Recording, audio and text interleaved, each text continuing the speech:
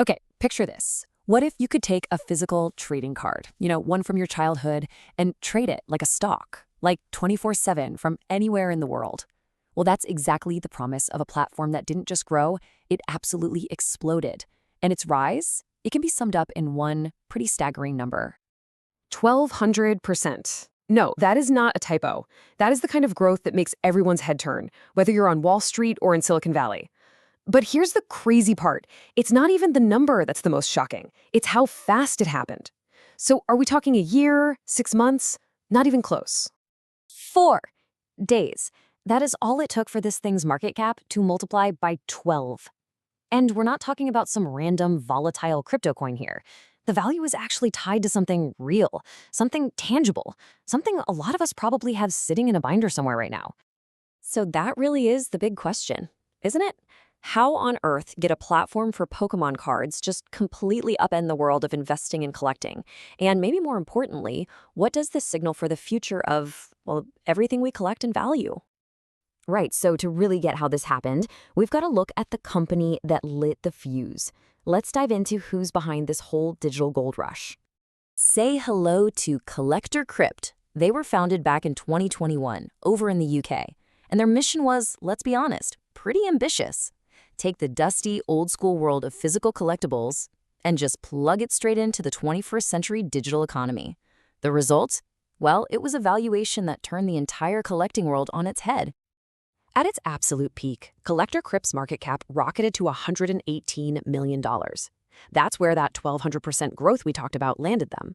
But a number that big is no accident. It's built on a really clever core idea. So what's the tick that powered this incredible climb? Okay, so the magic behind Collector Crypt is actually a beautifully simple idea.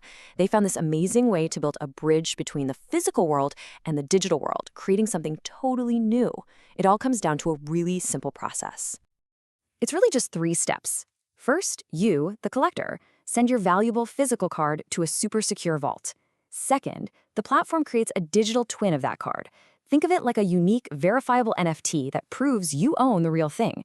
And then, step 3, you can trade that digital twin instantly, anywhere, anytime, all while the actual card stays perfectly safe.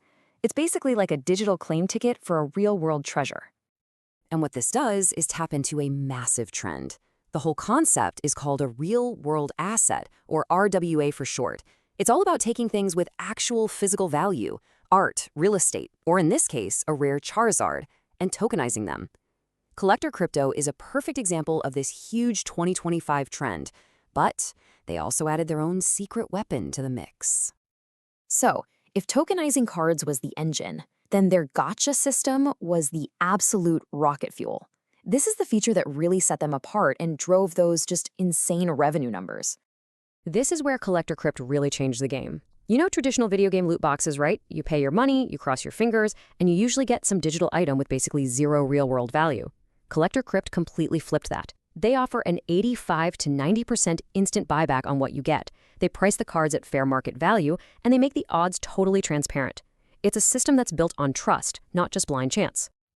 And did it work? Oh, you better believe it. Since launching this thing in December of 2024, that gotcha system alone has pulled in over $75 million in revenue. That's a mind-blowing figure that just shows how much people were craving a fairer model. And the engagement numbers are just as wild. Over 1 million of these digital gotcha packs have been sold. This isn't just some niche product for a few hardcore fans. This became a mainstream hit inside the community.